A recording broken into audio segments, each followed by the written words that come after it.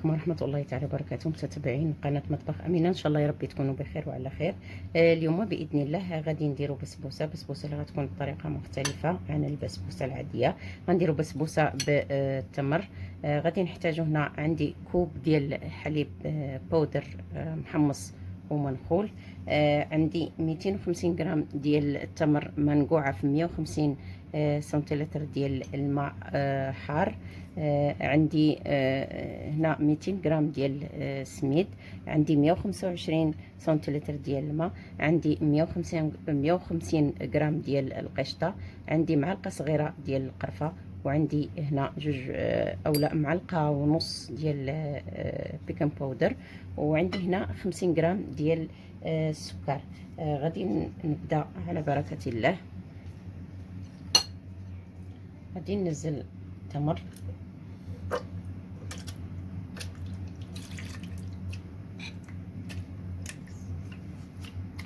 غادي نضيف عليه السكر، غنضيف حليب بودر، غادي نضيف القشطه، ثم غنضيف الزيت.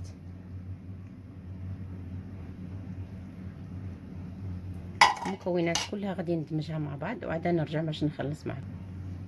بعد ما دمجنا المكونات في الخلاط غادي ننزلوهم هنا.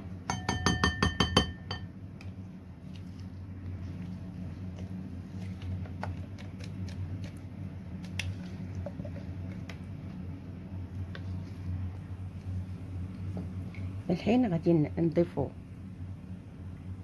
هاد المعلقه ديال القرفه. اللي تيحب القرفه فيكم ضيفوا زياده، واللي ما تيحبهاش يمكن ما يديرهاش. غادي نحطوا هذا كوب ديال السميد، وغادي نضيفوا ديك معلقه ونص ديال بيكنج باودر، وغادي نحركوهم على هاد الطريقه هذه غير بشويه حتى كيندمج عندنا داك السميد مع باقي المكونات.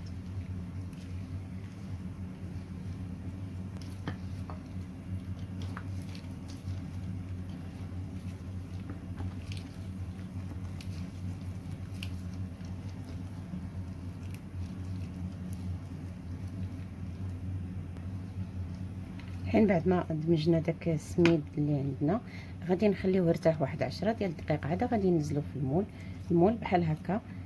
كندهنوه. انا عندي هذه طحينه.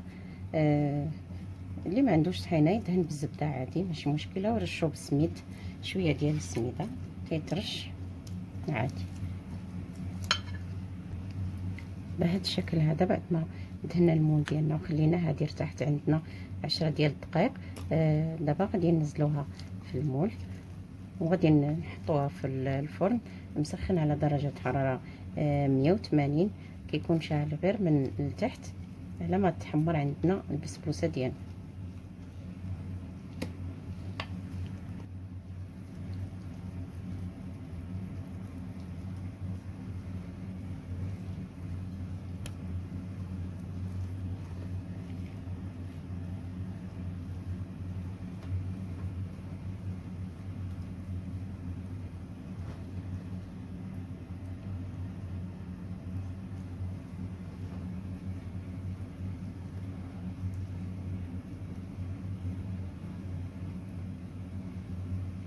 ودابا غادي ندخلوها للفران طيب، ونتلاقاو باش نشوفوا الشكل النهائي ديالها ان شاء الله.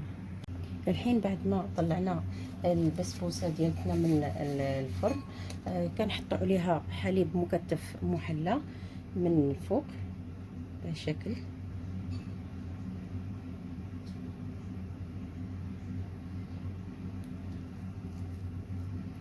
وهي سخونه مجرد ما كنطلعوها من الفرن كنحطوا عليها حليب مكتف محلى. الحين غادي هيك نقطعوها باش تشرب لينا داك الحليب المكتف اللي حطينا فوقها.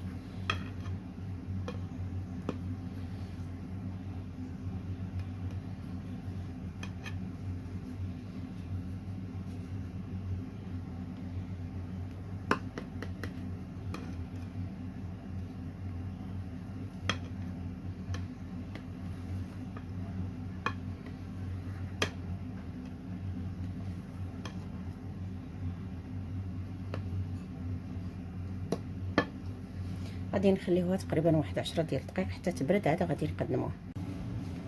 وها هي دابا بعد ما بردات، يعني ملي كتبرد كنقدموها عادي.